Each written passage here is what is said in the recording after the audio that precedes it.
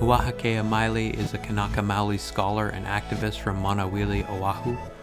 He works as an assistant professor of Indigenous politics in the Department of Political Science at the University of Toronto. Maile's research looks at the legal constraints and decolonial activism that marks the history of Hawaiian sovereignty. He's a practitioner of Indigenous critical theory, feminist and queer theory, and an expert in settler colonialism and political economy. His upcoming book focuses on settler colonial capitalism and the gifts of sovereignty in Hawai'i, and investigates the formation of settler colonial capitalism alongside the gifts of sovereignty that seek to overturn that form of domination by assuming radical responsibility for balancing relationships with āina, or the land that feeds. In our conversation, he talks about the meanings of Mauna Kea, which is not only the tallest mountain in the world, but also, more importantly, a place of worship and deep relationality for Kānaka Maoli that has been under threat for generations as a result of numerous telescope projects and the pursuit of profit through tourism. The struggle for Mauna Kea is a focal point of this interview for a number of reasons. Maile says that the state has shown it privileges the veneration of astronomy over the legally protected sacredness of Indigenous Hawaiians' relationship to the place. And this is unequivocally because government funding, tourism, and settler colonial capital determine what counts as valuable. We talk about the Supreme Court decision regarding the degradation of Mauna Kea, and how the analogy to allowing continued abuse, which was enshrined in that decision, reveals a desperate attachment to anthropocentric framing. Maile asks bluntly, why can't we accept that leveling peaks of mountains is inherently a violent act of desecration? This is difficult when one aspect of the struggle is this fact that the pop cultural trope of Hawai'i as a popular refuge continues to draw people in, even during a pandemic. On this point, he describes how lockdown for a brief moment upended that cosmology and allowed Indigenous Hawaiians to see what places like Honolulu Harbor, Waikiki, and others would look like as they begin to heal from the degradation caused by this influx of tourists. Another theme here is the idea that we should take pop cultural representation seriously, but perhaps not too seriously. We talk about South Park's reductive depiction of indigeneity in Hawai'i and what it means to engage with the satirical representation of cultural appropriation itself. Maile insists that satire is not a metaphor and, quote, cannot be used metaphorically for decolonization. Ultimately, the conversation zooms out to think through the ways that state governments look to bureaucratize control of the land to further occupy and control Indigenous sovereignty. In particular, the presence of the U.S. military in Hawai'i is for Maile undoubtedly part of a broader process of territorial command by the settler colonial nation. He says that we need to start engaging with this in relation to the general need to slow down the pace of development in order to stave off climate change, and recognize the ways in which Kānaka Maoli and other indigenous communities demonstrate an unwavering commitment to this reality.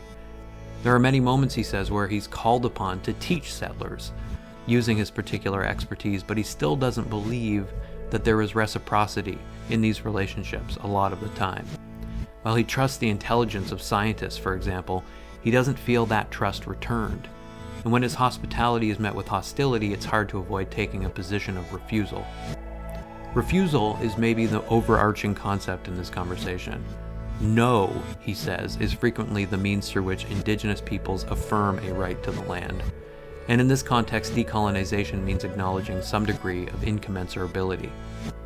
He doesn't believe, for example, that existing in relationship to the sacredness of the land, or mastering what the sacred means, can or even should be taught in the university. He sees this when he's asked to speak on behalf of other Indigenous nations in Canada. Not only is this not an ethical practice for him, he points out that it ignores the extent to which Indigenous politics is particular, not abstract, a fact that remains woefully misunderstood within settler colonial culture. The first thing I wanted to present you with is, it's kind of odd, but of course, I've been reading your work, so it's like I'm kind of quoting you back to you. But there's this really interesting, rich part of your essay on this one South Park episode Going Native, I guess is the title of the episode, that I wanted to cite to start with. Okay. You write, indigeneity is marked through a racialized measure of authenticity whereby pronunciation essentializes indigenous identity. The idea is to truly become or to be Kānaka Maoli, one cannot mispronounce Hawai'i. And it's the certainty over pronunciation and language that signifies performative howliness, a form of whiteness in which settlers arrogantly claim certainty over knowledge. That just I'd like that to maybe be almost like an epigraph for the interview, in the sense that like there's so much in that short quotation, in terms of thinking about, I guess, what historically is called like a shibboleth, right? Like these customs and often forms of phrasing and pronunciation that determine access to community and access to a place and to an identity. Like this is something that I'm conscious all the time of. Like my white, I'm never more conscious of my whiteness than when I've mispronounced things. Like I get so anxious. So, your name, for example, I'm nervous to attempt to pronounce it, because it is not a name that I'm like used to saying. Like it's just not something that I routinely would be asked to pronounce. So when I attempt to say Uahikea, I'm not even sure if that's your name, right? Like, so there's like, to me, there's so much in that quote for thinking about like identity, community, creating these sort of bonds. And like you're teasing this out of a cartoon, right? Like this like profound thing about cultural belonging versus appropriation. So I don't know if you wanted to speak to that at all, like, from your position, from, at University of Toronto, the kind of politics of language, pronunciation, and so on, where you've encountered these sorts of barriers almost, or these moments of awkwardness. But that's kind of where I wanted to start. Yeah, well, let me first just say thanks for having me, Scott. I'm excited to start with this reflection and question that you've brought into our space here. It's not a question I typically get asked nowadays, but I love that you've brought that particular piece of research and writing into the space to begin our conversation, and also as a way to kind of work through some of these other issues that are larger, which you're describing in your own reflection about pronunciation and politics, and perhaps also some invitation for me to reflect on that as well. So the best way to get into this, I suppose, is to actually think about that particular journal article, which I published as a graduate student writing a paper in a cultural studies graduate seminar. And at the time, I was at the University of New Mexico in Albuquerque, New Mexico, studying in the communication and journalism department. So initially, I began my graduate studies at the PhD level in a critical intercultural studies program that was disciplined by communication. And in this particular course, I was really interested in the works of Stuart Hall and Jacques Derrida and other critical theorists that were considering media representations. And at first blush, I wasn't that interested in this particular South Park episode, which is called Going Native, and that's also the title of my article in the Cultural Studies and Critical Methodologies journal. I wasn't initially interested in writing about this episode. And really, it stemmed from the fact that I didn't think it was funny. Right. Which, if you've read the article and you've watched the show, that might come across as odd, or you might have expected that I wouldn't have found it funny. But nevertheless, I wasn't really interested in it as a media representation and sort of satire that involved parody on the sort of backs of Kānaka Maoli indigeneity and through Haole colonial settlement in Hawai'i. And the more I thought about it in relationship with other folks of mine, in particular, my best friend, Joshua Masagatani, who was the first person to alert me to this episode of South Park. He and I got into a lot of great discussions about these moments that I analyze in the article. And so over time, I started thinking about the moments and the representations in much more complicated ways. And I think that those representations spoke to a lot of the politics of representing indigeneity, but also the sort of popular culture take on representing cultural appropriation and indigeneity in a settler colonial situation. So it was really nuanced, and I wanted to dive into it. And it took one large revision with the anonymous reviewers to really get it right. And so to get it right in that moment that you brought into this, the episode hinges on this really interesting parody that's a satirical critique of colonialism, but the parody itself is white settlers in Hawaii claiming to be Native Hawaiians. And essentially, I argue that the parody fails, or I should say the satirical critique fails because of the construction of the parody as an objection of Hawaiian indigeneity. And so what that means is, you have essentially Butters, who in the story is like the main character of the show, finding out that he's actually quote unquote Native Hawaiian. And his father and mother sit him down and talk about how he has roots in Hawaii, and he embarks on this journey to Hawaii to uncover his Hawaiian indigeneity, his community, and his land. So that's the parody, right? He is a white kid from South Park, Colorado, being told that he's actually Native Hawaiian.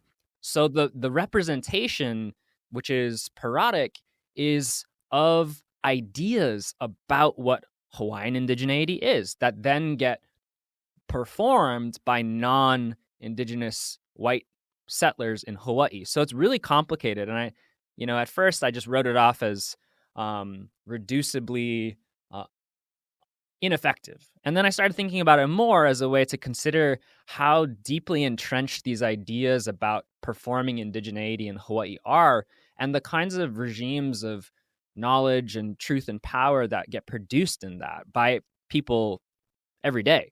So language is one avenue for that. And in the show, there are moments where the quote-unquote Native Hawaiians, and what I mean by that are white settlers that claim to be Native Hawaiian, occupying and settling in Hawaii, those quote-unquote Native Hawaiians are constantly emphasizing certain Hawaiian, Olelo Hawaii, or Hawaiian language words and terms in ways that are incredibly emphatic for trying to get it right. And there's a moment where I believe it's Butters' father and Butters talk about the pronunciation of Hawaii. And Butters' father says something to the effect of, only Haules pronounce it Hawaii. And he pronounces it Hawaii, right? So he really enunciates the W in the V sound, which is one way to inflect kind of some knowledge about the language, because V can sound like a wa, or it can sound like a va. And so in that moment, it's a authenticating performance of pronunciation and language of an indigenous peoples as a way to separate them from whoever is not Native Hawaiian. And so it's a way for, on one hand, white settler folks to claim indigeneity through mastery of the language. And of course, it's a parody, right? It's a parody of mastering the language. And on the other hand, to delineate and distinguish certain white folks from others who are labeled in the episode colonizers versus white folks that are more like natives. And so there's these really like fascinating kinds of representations that are racialized and gendered that I found in that show, which were really quite fun to analyze. But ultimately, the show, to me, fails to actually land its criticism, because in the end, it is the quote-unquote Native Hawaiians like Butters who decolonize Hawaii from the Navy and from tourists and the military of the United States. So it still fails in that criticism to make fun of white settlers occupying and colonizing Hawaii or other indigenous places where tourism is really large. Yeah. You know, Eve Tuck and Wayne Yang very adamantly, and now it's very popular and normal to talk about this phrase, say that decolonization is not a metaphor, right? It's material. It's about land, territory, resources. It's not a metaphor.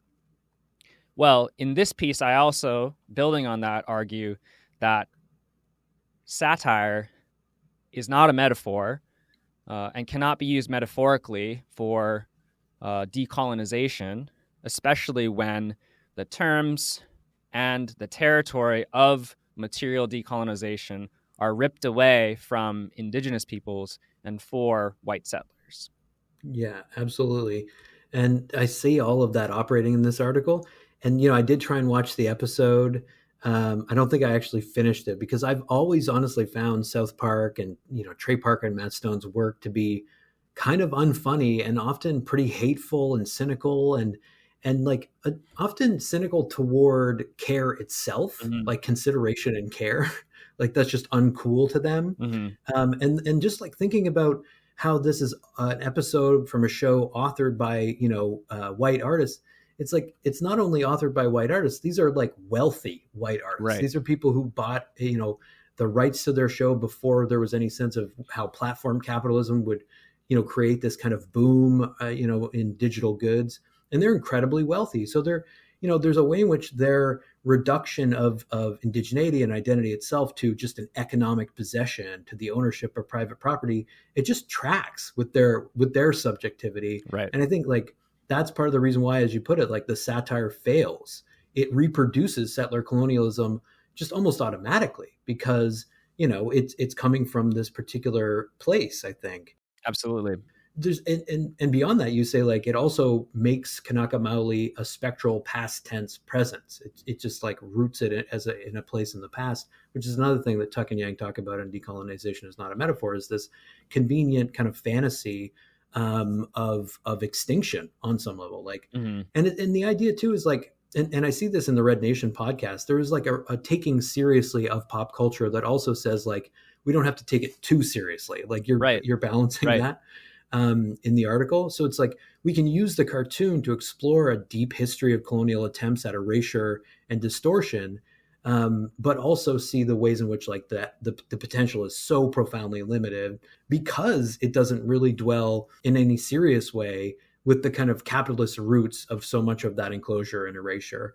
And that's, kind of where I wanted to take things next. I mean, there's more that I could say about the episode, but we don't want to give too much time to Trey Parker and Matt Stone, perhaps. Yeah, let's not do that.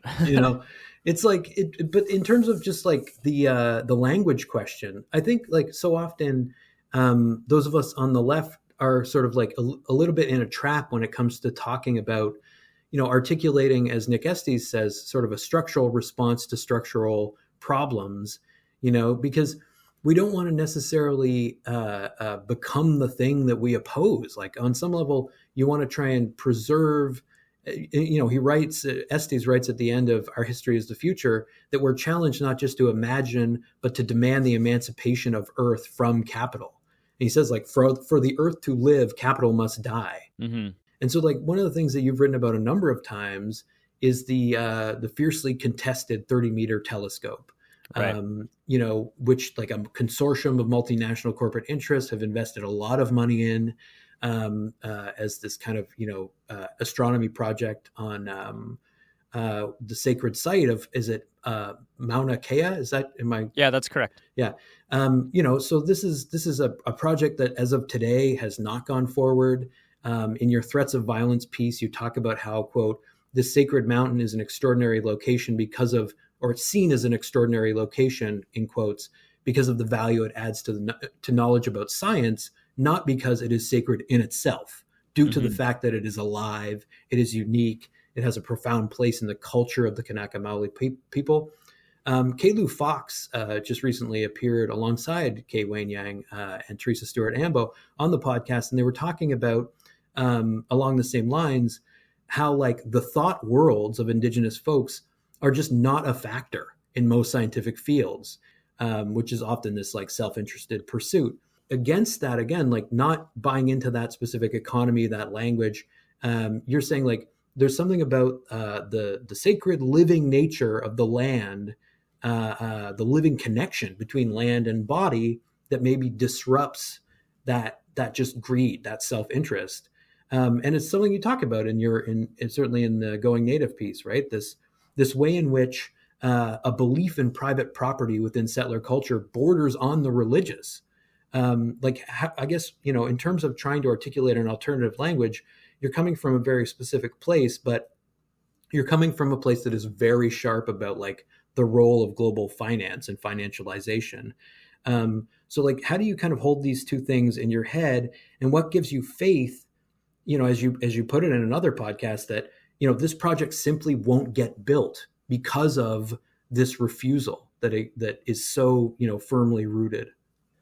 Yeah, there's a lot there. And thanks for bringing into our conversation, moving away from sort of the media representation and satire and parody of South Park, and thinking about the actual ongoing struggle in Hawai'i for material decolonization and for the defense of our sacred mountain Mauna Kea, but also the defense of our national lands, of which the Mauna Kea scientific sort of precinct has been created upon, right? So Mauna Kea is not only a mountain that is a place where our ancestors have been buried, where ali'i, or our rulers, have been pilgrimaging to engage in various cultural practices, spiritual and religious practices at, but have also been laid to rest there. And that is also a place where we worship today, not just through pilgrimages, but also through ongoing cultural practices at different peaks at Mauna Kea, because Mauna Kea is unique for its particular many peaks across the way at Mauna Loa. Mauna Loa is an incredibly large mountain on Hawai'i Island that is massive in its girth, whereas Mauna Kea is very special differently, not because perhaps it is as girthy as Mauna Loa, but from below sea level to its summit, it's the tallest mountain in the world, and unique because of its multiplicity of peaks. And so one of those peaks was literally demolished and raised in order to create this astronomy precinct at our mountain, where currently there are already telescopes and observatories. So the 30-meter telescope would be the 14th observatory on Mauna Kea, and it wouldn't be built at the summit region, which I'm describing now. It would be built at the northern plateau, and there's interesting debate and reason why that was the site chosen, but nevertheless, that's the kind of material landscape of things. But this land, this territory at Mauna Kea, is actually a part of the Ahupua'a, or watershed, a land division, named Ka'ohe. In Hawaiian language, Ka'ohe translates to the bamboo, or more to the point, the bamboo container for water. Ka, the, ohe, bamboo, or bamboo container, bamboo water container. So why would our kupuna name this Ahupua'a, this watershed, this land division, Ka'ohe, that includes the peaks and summit of Mauna Kea, a mountain, a geological formation that folks typically regard as geological and not important for hydrology and water? Well, it's because they knew and practiced relationships to Mauna Kea that were in reverence of the fact that Mauna Kea was a significant site for collecting water. There's an alpine lake at Mauna Kea that our ali'i would pilgrimage to visit and to pray to and pray with, to celebrate the deities that exist in that space, which is regarded as a vau akua, a zone for the akua, a zone for our deities, right? So there are different elemental forces that are representing the physical manifestations of particular deities as we know them. And so our ali'i, even our people today, we gather in these places to pay homage and respect and offer gifts of our voices, of dance, of actual makana and ho'okupu, or formal ritual offerings, to these deities, to these bodies of water and geological formations, because they mean something important to us, and because we hope to balance our relationships with them and continue to propagate their value and importance, not for extraction and development and commodification, but for the entire social ecology of Hawaii Island, because underneath Mauna Kea is a incredibly important water aquifer and water system that feeds literally all the ecological existence on that island, human and otherwise. And that also means Kānaka Maoli and otherwise. So Ka'ohe, in this kind of cultural context, is significantly important in a different way than science, astronomers, and their industries, which are abetted by the state and its agents like the police, the way that they see the importance and value of this place. But I want to, before transitioning and thinking about that, I do want to say that also alternatively, the sort of jurisdictional issue of the territory at Mauna Kea is super important in Ka'ohe, because Ka'ohe is actually a part of the crown lands of the Hawaiian Kingdom's government, which were a part of a national land grouping that in the mid-19th century, the Hawaiian Kingdom's government actually created it's a hybrid private property system wherein lands that were among the national lands of the Hawaiian Kingdom, all people, including the rulers of the kingdom, the kind of like administrators of the kingdom law, the konohiki, those who kind of watched over these lands on behalf of the kingdom and for the benefit of the maka'ainana, or common citizens and people, but also common citizens and people. So three classes of people, right? The government rulers, the land administrators, and the people had an undivided interest in all of these national lands, undivided. And it has never been relinquished. And in 1993, Bill Clinton signed a public law called the Apology Resolution nowadays, which specifically states that the indigenous people of Hawaii have never relinquished their national sovereignty over their lands. Well, those lands include the lands at Mauna Kea in Ka'ohe, because those lands are a part of the inventory of national lands, which Kānaka Maoli and the government have never relinquished our sovereign right and jurisdiction to. So this is a place that is incredibly contested on the basis of territorial jurisdiction. Mm-hmm. The state of Hawaii has attempted to bureaucratize that jurisdiction to the nth degree to protect itself, not just in that space, but to protect all of the public land in Hawaii, because all of the public land in Hawaii was taken from the Hawaiian Kingdom's government, and that was the national lands of the Hawaiian Kingdom.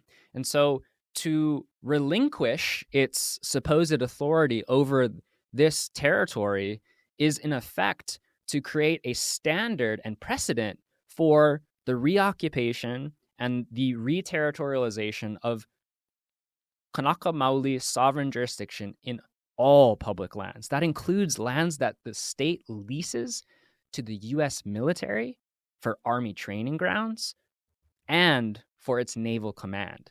So that's really important, because this is indeed linked up to not just settler colonial occupation in Hawaii, which is ongoing, and the way the settler state attempts to perform its own territorial sovereignty in abjection of Kānaka Maoli assertions of it, like even the blockade and reoccupation to stop TMT.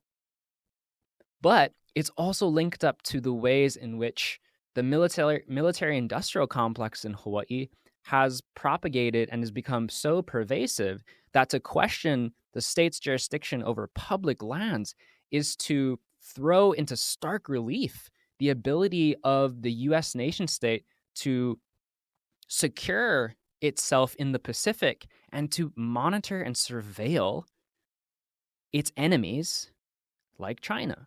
Mm-hmm. But of course, this is on the backs of a kind of reproduction of the military occupation of Hawaii, which takes us back in time to the late 19th century when the U.S. Navy, who is currently polluting the water system on Oʻahu because of many leaks of its Red Hill bulk fuel storage facility in Red Hill or Kapukaki on Oʻahu Island, right? So right now it's contaminating water for a majority of Oʻahu residents because of where it's located and the water system there. But in the late 19th century, it was the U.S. Navy and a deployment of Marines that backed a white supremacist capitalist oligarchy's illegal overthrow of the Hawaiian kingdom. So all these things are connected, even when we talk about TMT. And one of the things that is super interesting to get into conversations with astronomers about in particular is they're like, why does this matter to us? Well, right.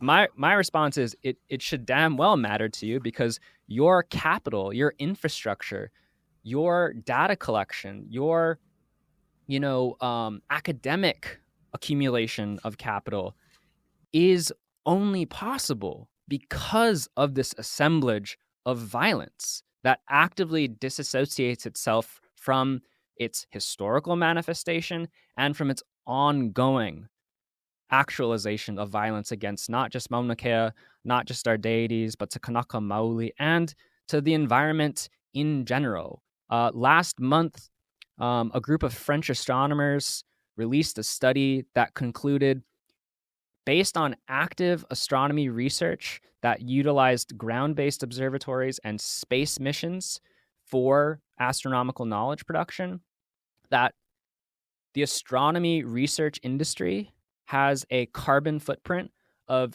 20 million tons, and that is equivalent to a small country's carbon footprint like Estonia. And so their conclusion was astronomy, constructions of ground-based observatories and space missions needs to slow down in order to stave off the code red for humanity's anthropogenic climate crisis.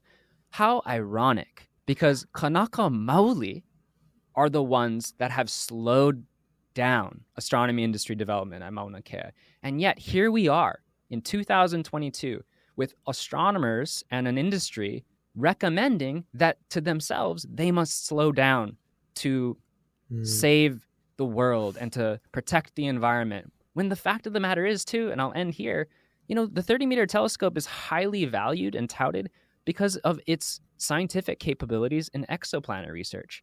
Exoplanet research partly is a scientific research study of planets outside of our solar system that humans could one day settle and inhabit.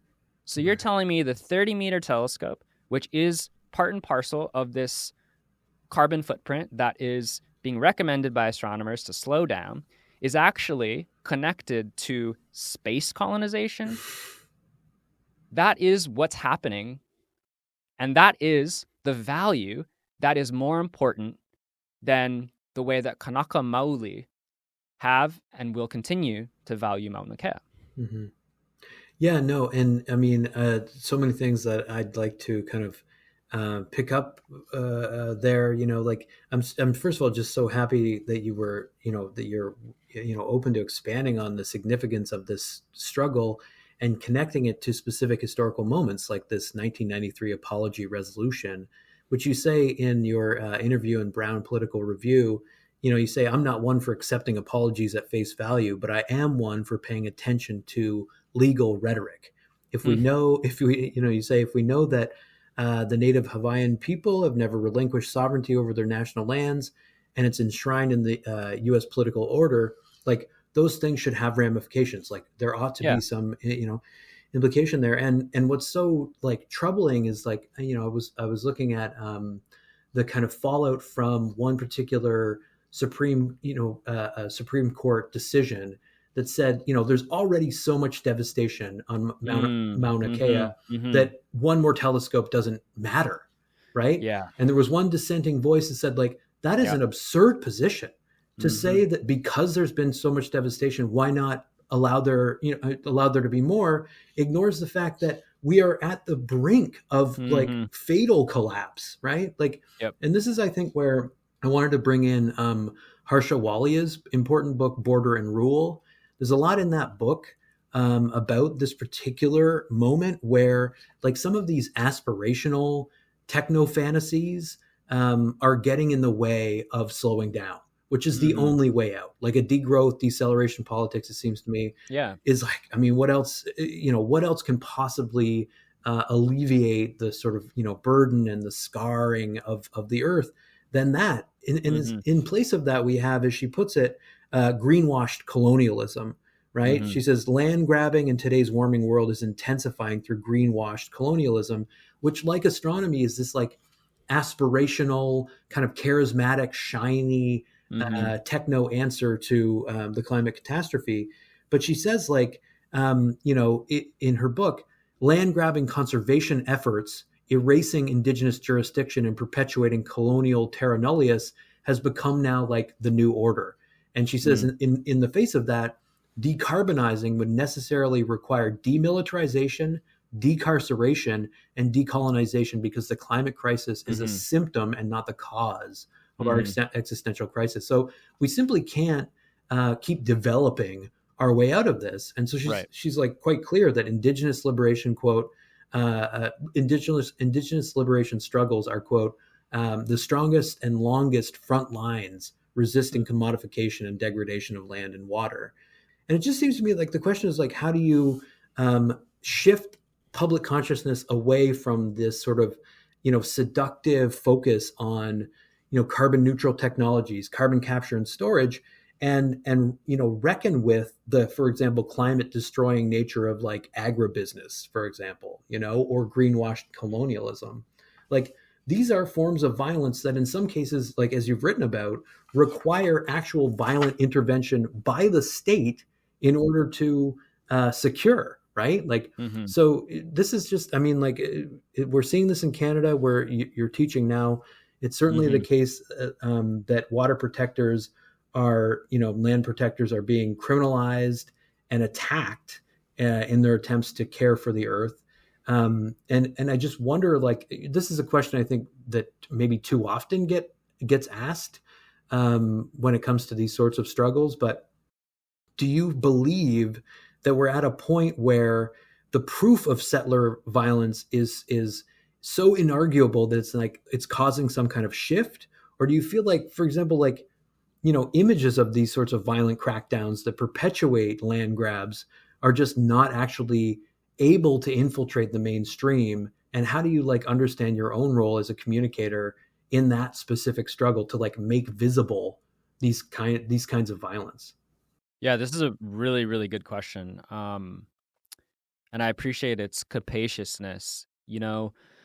I want to kind of start with a couple things and then back into this larger question. And the first is that I believe wholeheartedly that the astronomy industry is well equipped and intelligent enough to follow important recommendations for decarbonizing, for investing in renewable energy that can power their observatories and their space missions and things of that nature.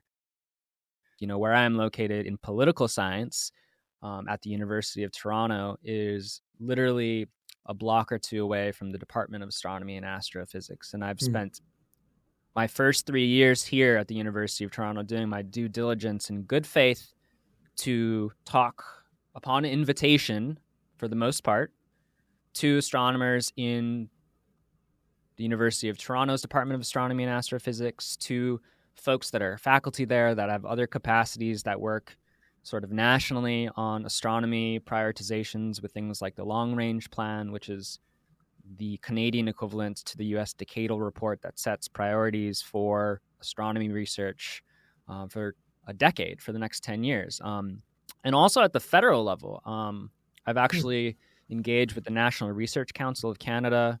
I met with representatives from the National Research Council in person right before COVID-19 broke out in 2020. And so that's all to say I've done my due diligence. And these were incredibly hostile spaces. And nevertheless, I showed up for a variety of reasons. But I did what was necessary given my location, given my sort of leveraging and status as a faculty member here at the University of Toronto, but also as an expert in not just TMT and Mauna Kea, but Indigenous politics in Hawaii and globally, and someone that was a participant in the blockade to stop TMT from being built in 2019. And so I've continued this work for 3 years, and it's been pretty hard. And I understand that there is a sort of circuit, if you will, that how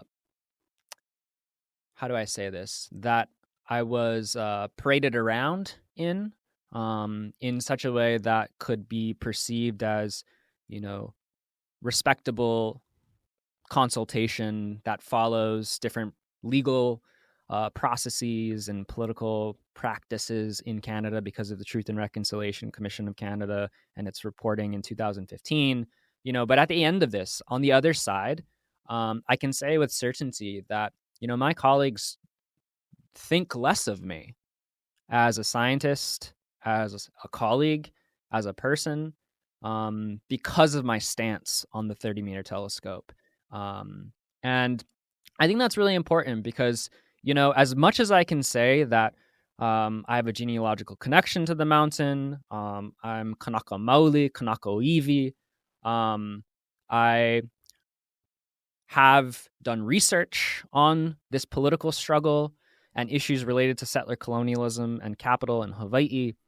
As much as I can say all of this, and establish that idea that there is a sacred reverence and value that Kānaka Maoli in our cosmological ways of being and origins continue to practice today, which is being desecrated by these sorts of projects by astronomers that live thousands of miles away and might never step foot at Mauna Kea. Mm-hmm.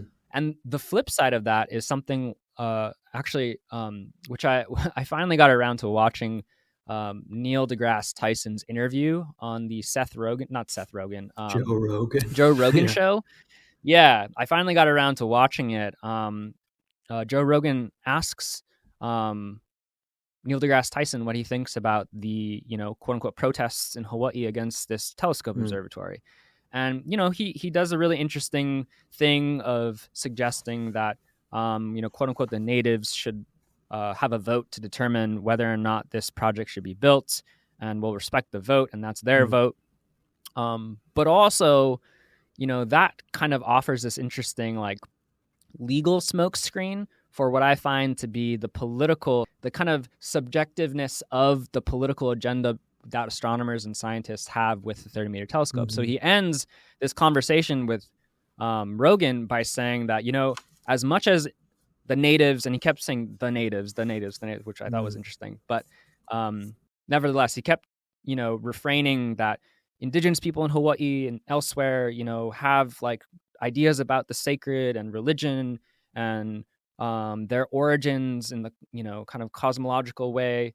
And I forget exactly how he phrases it, but he says something to the effect of astrophysicists, find their work sacred. and that their work, in a sense, is even more sacred. And, I just found that really interesting and kind of funny because, like, in codified law in the state of Hawaii, Native Hawaiians have a constitutionally protected right to practice cultural traditions and customs, and astronomers do not. Nevertheless, the state is more interested in allowing astronomers to do so than Native Hawaiians. So why would that be the case? Well, it's because there is money involved. It's because astronomy industry in Hawaii began to develop because of a sort of like post-hurricane in the late 60s and early 70s deficit in the state economy. And so there was a kind of call to the scientific community and astronomers to come to Hawaii and develop astronomy, partially because of the funding from governments like Canada, and also universities where researchers can apply for grants. And so this is what, my colleague Iokepa Kasumbo Salazar refers to as the big money science of astronomy at Mauna Kea, but also because of tourism. So there are like tourist adventures that folks can pay for when visiting Hawaii Island to do stargazing, overnight trips at Mauna Kea, to tour the observatories and telescopes. And so this industry is still wrapped up in like these really pernicious circuits of what I would refer to as, settler colonial capitalism, and also kinds of the larger global tourist industry. And, this is an industry that is absolutely unsustainable for the islands of Hawaii. We saw this when the pandemic forced the state government to shut down tourism. I think it was from like March, maybe April 2020 until October, where tourism declined drastically. And as soon as the state opened for tourism, the number of tourists that were flying to Hawaii during a pandemic were actually, it was more than years in the past. And why is that, right? Why is that? Because of these tropes about Hawaii as a multicultural, melting pot and this paradise place, this sort of respite from, civilization, and yet, a part of the United States and America, therefore easier for, U.S. citizens to travel to, but still accessible enough for Japanese tourists to travel to.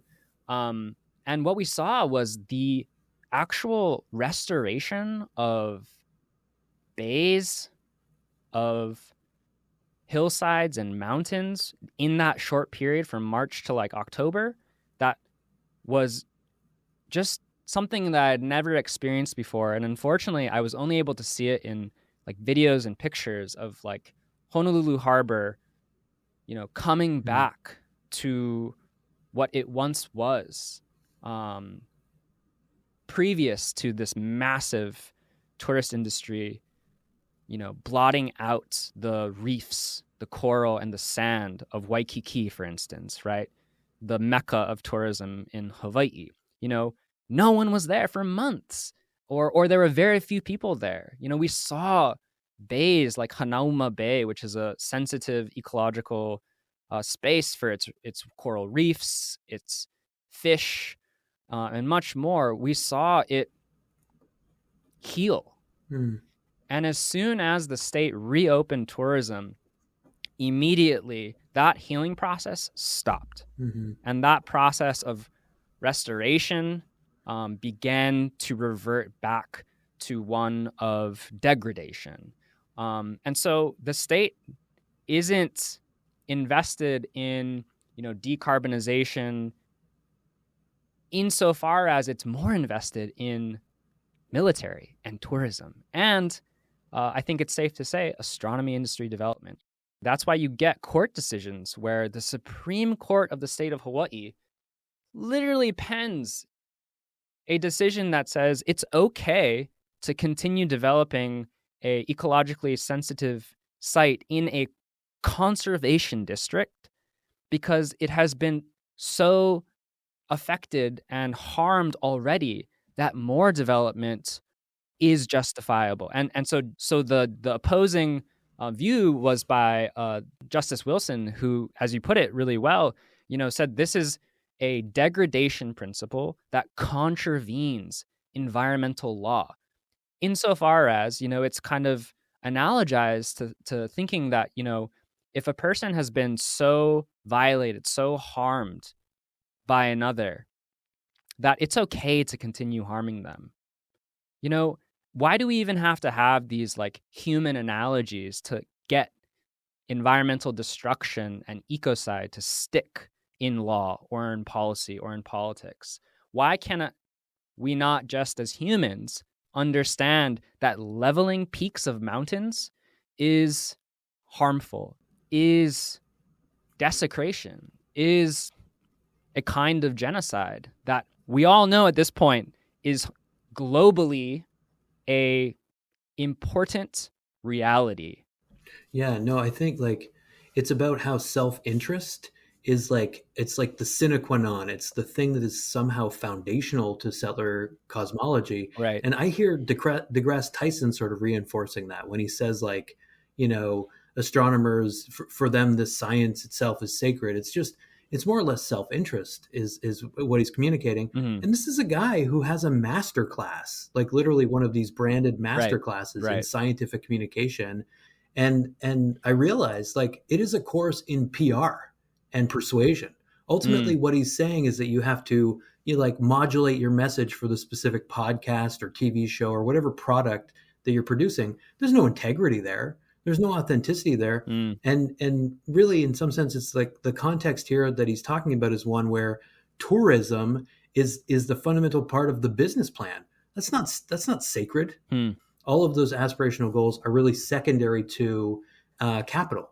And so, but I so kind of respect the way in which your work and what you were just saying, communicates a passion for this like glimpse of what could be in the absence of that. Like it's not this hopeless thing. It's like you get a taste of the resurgence of what is truly sacred in the absence of just that kind of crass self-interest.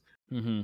And the thing that seems to be a theme that echoes across a lot of what you've written is this idea of historical tradition of resistance that you feel responsible to, resistance to American imperialism, to militarism. And you're talking about, it seems, refusal itself as a paradigm of contemporary indigenous relationality on some level, like an internationalism where, the apologetic state, as you put it, is rejected with just a flat no, where reconciliation is replaced with incommensurability and antagonism that says even notions of social justice and democracy, these things that get invoked in that deGrasse Tyson sort of comment that, you just have a vote and then the vote determines it.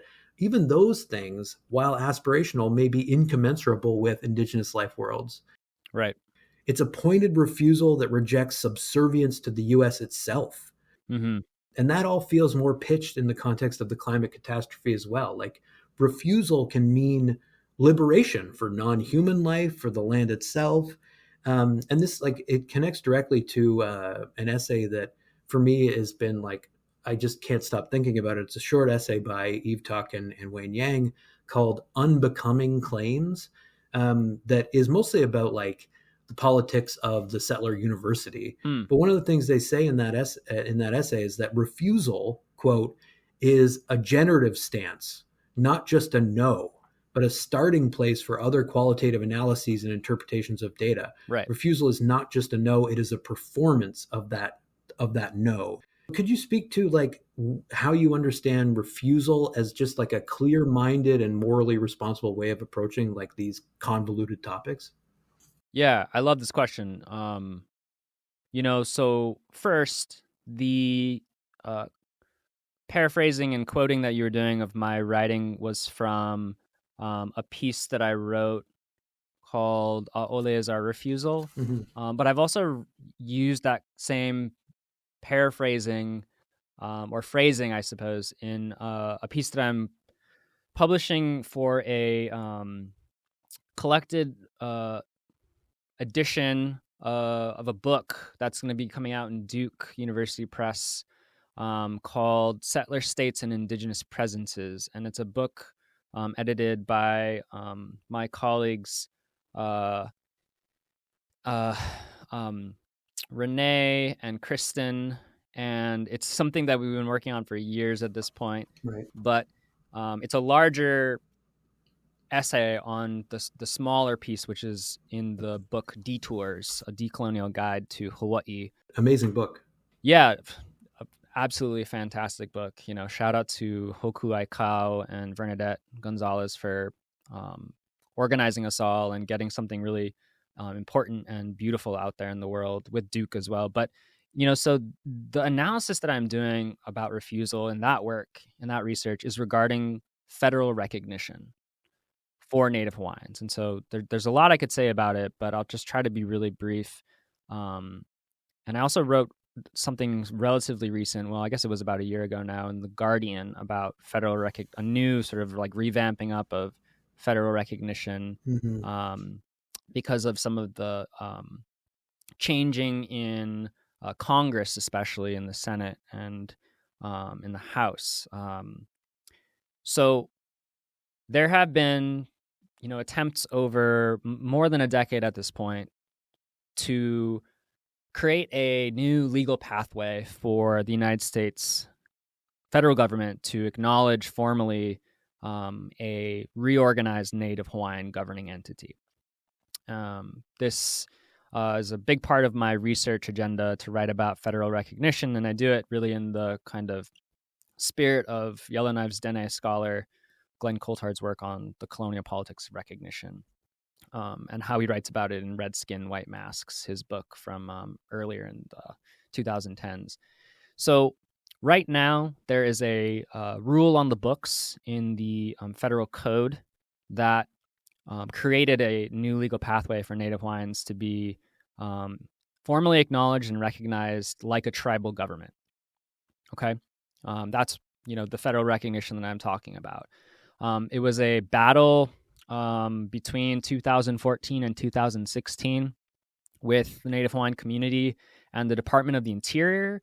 The Department of Interior proposed this rule, sought feedback, collected, you know, oral and written feedback, and in 2014, overwhelmingly, more than 95% of Kānaka Maoli that publicly and orally testified to the Department of the Interior about this proposed rule that could federally recognize us said no, right? Flat out rejection, no. And also it just was so clear and principled, as you were kind of describing earlier, even in our own language. You know, there were 5 specific questions that were asked, and then there were like 19 secondary minor questions that were asked in this advance notice for proposed rulemaking.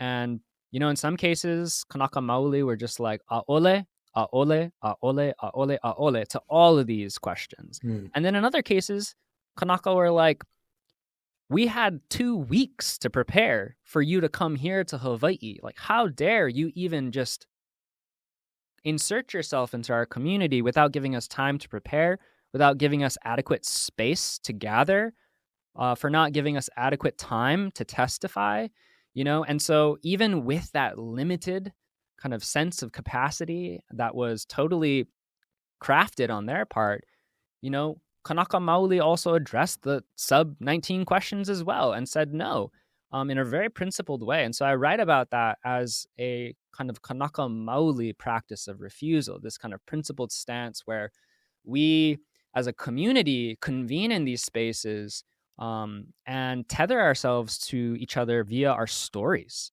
our mo'olelo of resistance, our sort of genealogical kinship and relationship to one another that has been, you know, over time reiterated because our kupuna in the 19th century said a'ole and no to U.S. annexation. And we have proof and evidence, and we see our kupuna's names, and we see who also in our community recalls those same stories as the sort of fertile ground to launch those refusals of incorporation, because federal recognition for Native Hawaiians would be essentially a final nail in the coffin for the settlement of Hawai'i as an incorporated archipelago into the United States, because basically the U.S. sees Hawaii as geopolitically incorporated into the U.S. However, the status of Native Hawaiians as a part of the U.S.'s sort of federal Indian law and policy is more ambiguous. And so there's a biopolitical need to settle that status for an indigenous population, which isn't even in America, which isn't even in, the continental United States. Although the U.S. claims Hawaii as its own, of course, for military purposes especially. So, in 2014, 95% of Kānaka that testified said no. But it was also this affirmative, generative process of reestablishing our relationships to our kupuna, who signed the Ku'e petitions, which is this large petition drive that occurred in the late 1900s, where more than 40,000 of our people, and at the time there were like 45, 50,000 Native Hawaiians, so it was like an overwhelming majority of Native Hawaiians, signed these petitions saying no to annexation. And there were a group of Hawaiians and non-Hawaiians that took those petitions to Congress and showed them and talked to U.S. senators in the year 1897. And a treaty of annexation was on the table to be voted on because of those petitions and because of the advocacy of this group that went to the Senate and literally relayed the message to senators that Kānaka refused to be a part of the United States, refused to be annexed by the U.S. That treaty of annexation failed in the Senate. It failed to be ratified. A treaty of annexation does not exist to incorporate Hawaii into the United States. And so only the next year in 1898 did William L. McKinley, because of the Spanish-American War, needing a coaling station in the Pacific to transport troops to Guam and the Philippines, only then did he get a joint resolution passed by Congress to annex Hawaii. That's why we call the annexation of Hawaii illegal, because it was not a ratified treaty between the Hawaiian Kingdom's government and the U.S. federal government. Federal recognition could, according to Chamorro scholar Julian Aguan, who has written like really prolifically about federal recognition and Hawaiian sovereignty, federal recognition of a reorganized Native Hawaiian governing entity could be the, as he writes, red carpet that the thief rolls out to finally steal from your house. And so that theft is what he says is like an international possibly recognition that Hawaiians have acquiesced to the U.S. So federal recognition is this really complicated political process and legal process that's typically seen as positive, right? Like it's good to have self-governance. It's good to have recognition of self-determination and, sovereignty over resources and land. But get this, the rule on the books, which is, Hawaiians know this, right? Which is why we said no. The rule on the books wouldn't give us a land base, so we wouldn't have something akin to a reservation, and it would give no public land that the state holds back to Native Hawaiians, right? So Mauna Kea, that land wouldn't be allocated to a new Hawaiian government. It would still be under control by the state of Hawaii. So we actually wouldn't have territorial jurisdiction over that land that some people claim we could.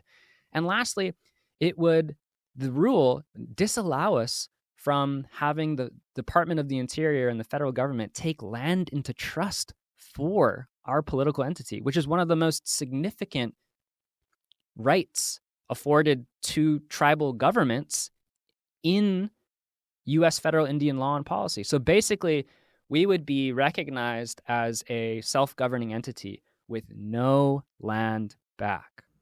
None. Mm-hmm. And we know that, and we said no to that. And in saying no, we affirmed our rights to our land that do not need to be made legible in accordance with the colonial politics of recognition.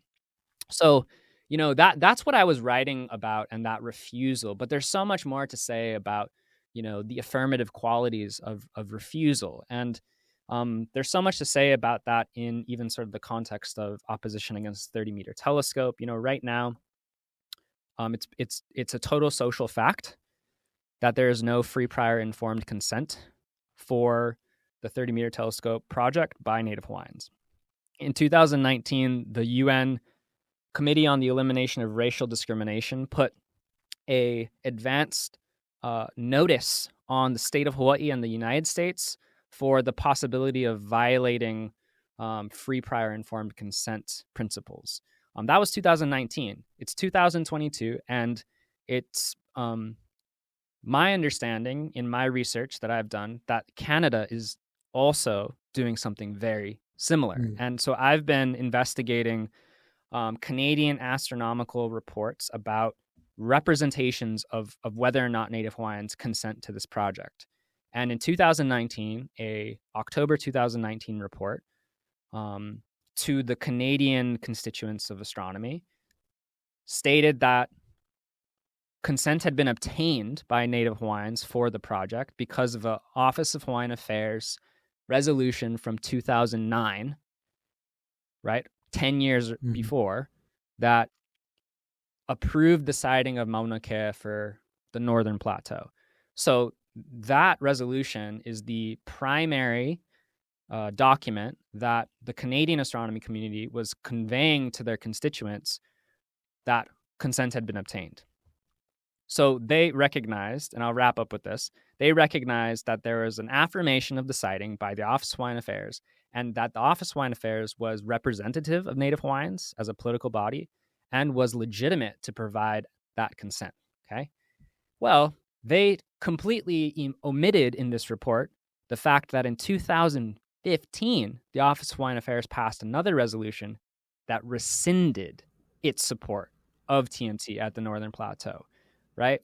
What does it mean when consent for something like a development project changes? Well, upon getting word of this, the Office of Hawaiian Affairs publicly corrected the Canadian astronomical community for this report in public, stating that they misrepresented their position. So upon receiving that public correction, this particular committee called CATAC, which is comprised of both academic and professional astronomy leaders and representatives, noted that because the report had, quote unquote, a limited scope, they didn't feel the need to include the 2015 resolution by OHA that rescinded support. So on one hand, there's an attempt to manufacture consent in 2019 by saying the Office of Hawaiian Affairs currently consents and supports this project. And on the other hand, the report completely omits the fact that in 2015, they rescinded support, right? They refused to continue supporting the project.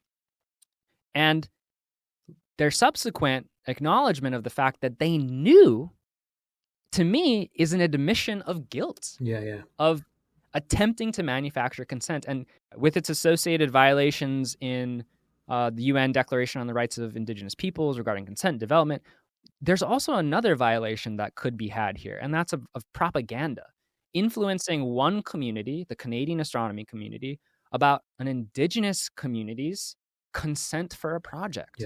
These are nefarious violations of international principles that are violations against Indigenous people's rights. And so as much as the Canadian astronomy community believes perhaps that it respects Indigenous peoples in an era of reconciliation and is unwilling to pursue a project without Indigenous people's consent, they're actively attempting to manufacture it. And when being called out for it, are simply downplaying their actions and their efforts. So to me, what this smacks of is even a refusal to consent, right? Audra Simpson, Mohawk scholars, Mohawk Interruptus, her book is fantastic for thinking about refusal, but she also has a great piece called Consent's Refusal, right? The refusal to consent to the 30-meter telescope is a kind of affirming process in my mind to remind folks that consent is not simply transactional or eventful. It's more of a quasi-event. It's a process. And that's an affirming thing to me, right? Boundaries are affirming, I believe. Yeah. And they kind of invoke different responsibilities and relationships. Well, the truth is that, that is just totally not registered in this particular struggle.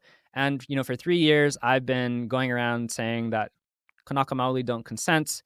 There's a really great poll that was done by some HPU researchers, which found with a population size of 1,000 people, 1,000 Native Hawaiians in their survey, 88% of those Native Hawaiians surveyed do not support building TMT at Mauna Kea.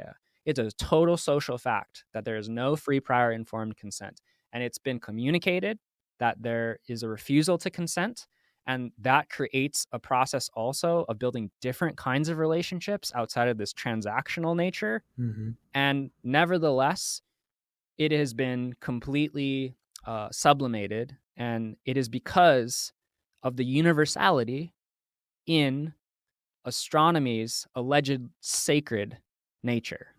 Yeah.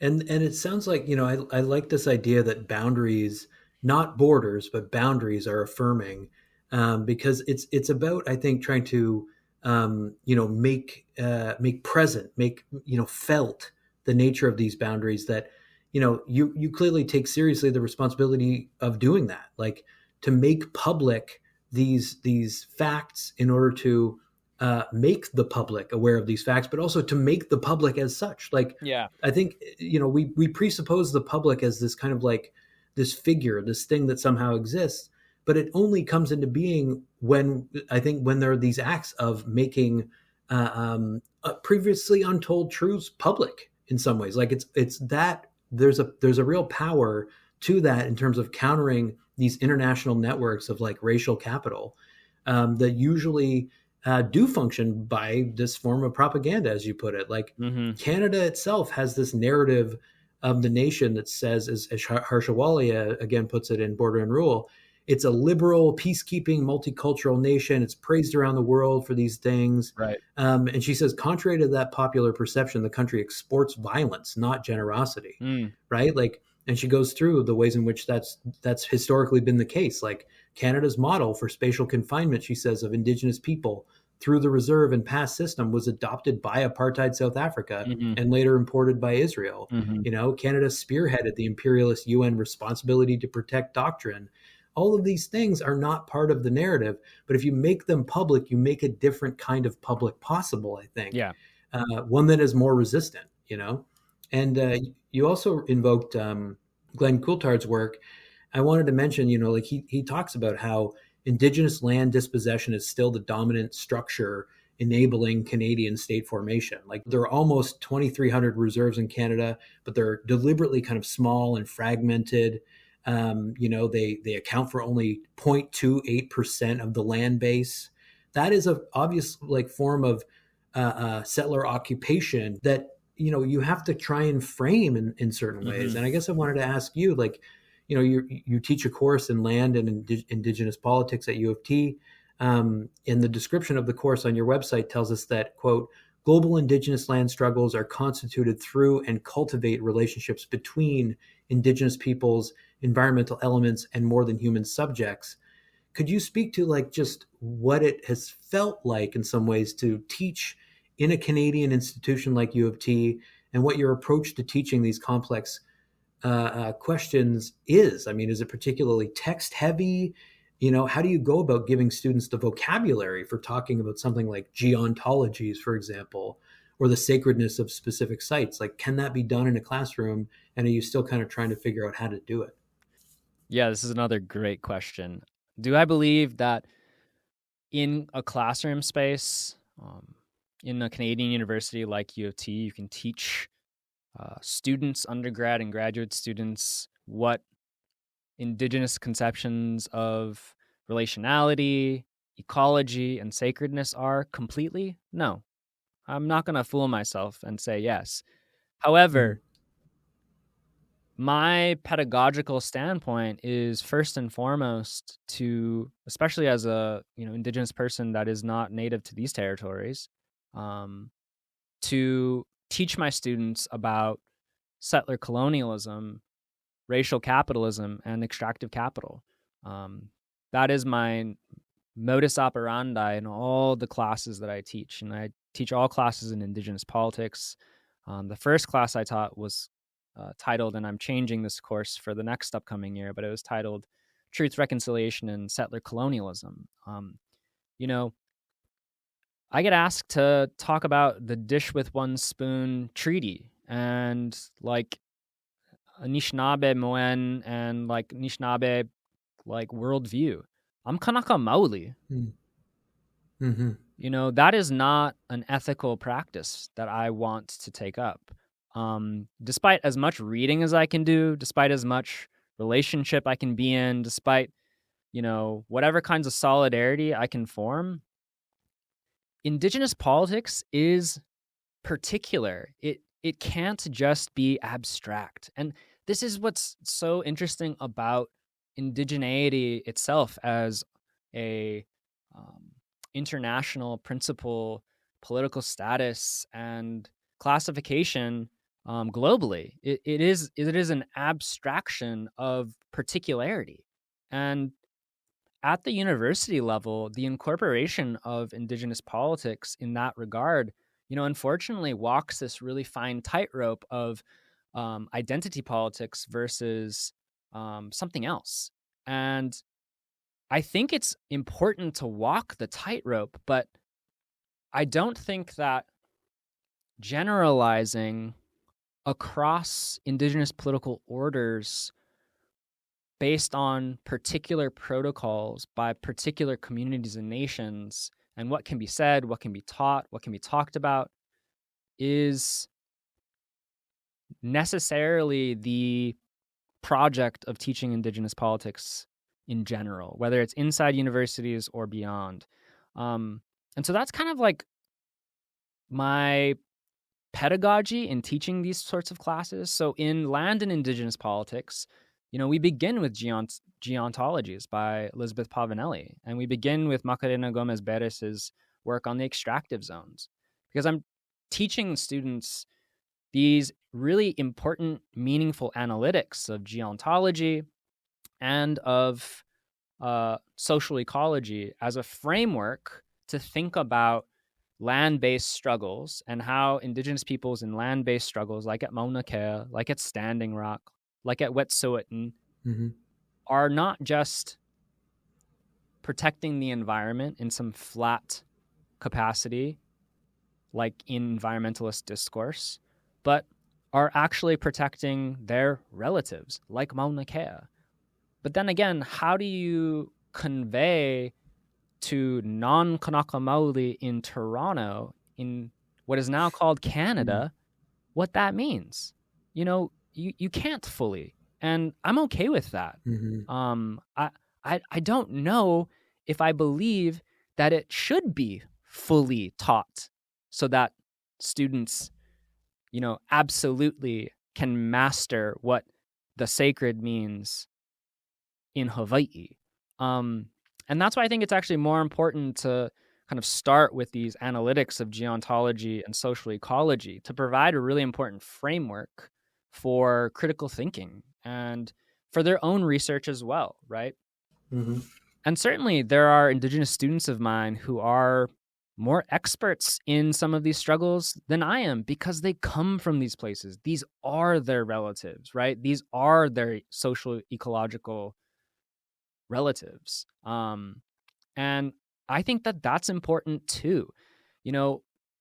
This is not a kind of pedagogy that's top down and universal and totalizing. This is a flexible pedagogy to Indigenous politics that navigates this tightrope of identity politics and sort of like global forms of dispossession and counter-dispossession. I really vibe with critical theorist Rob Nichols' book, Theft is Property, in sort of thinking about the category of dispossession as a category that has been sort of experienced across time and space by Indigenous peoples that are experts in that experience collectively and have expertly written about it and also resisted it through what he calls, these sort of like counter dispossession moves.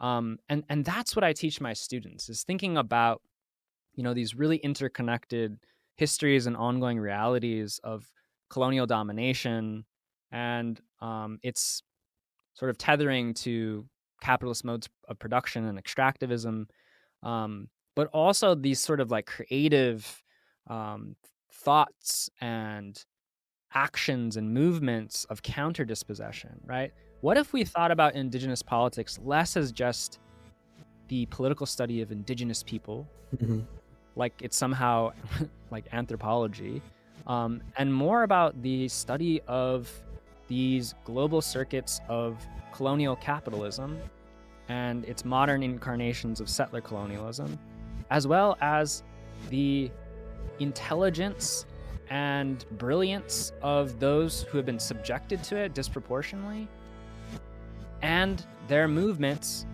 to stop dispossession and to stop these sort of global land grabs that are linked up to, right, as we talked previously, causing, right, through industrialization, causing this climate disaster and emergency that we're in.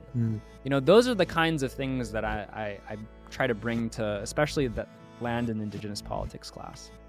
Yeah, no, and it sounds like you're working through it, but you've reached a point where you can negotiate the kind of demands of being a teacher, which is like in the university, the idea so often is to impart a kind of mastery, right? Julieta Singh has that book, Unthinking Mastery, this attempt to like rewrite that and say like, no, actually, students themselves might be experts in dispossession, as you put it. They might be able to impart a certain kind of expertise themselves. And so like it comes back for me to this question of refusal and Tuck and Yang's article, Unbecoming Claims, because the fundamental thing they reject is the way in which like codification depoliticizes, de-radicalizes any kind of research. And so what they say in that article is, quote, the refusal stance is an attribute of objecting objects, like the object of the gaze objecting. And it is a choice, a code of ethics, a stance to be assumed for refusing researchers who refuse. And so like, I hear you kind of like trying to figure out a way to balance some of these responsibilities that you might have to impart knowledge with a different kind of, commitment to transformation. Like you've also talked about this kind of feeling of responsibility itself being shaken from a hazy slumber by this responsibility to join with like generations of resistance movements, and how that feeling of responsibility is like also a source of like liberation, of exhilaration.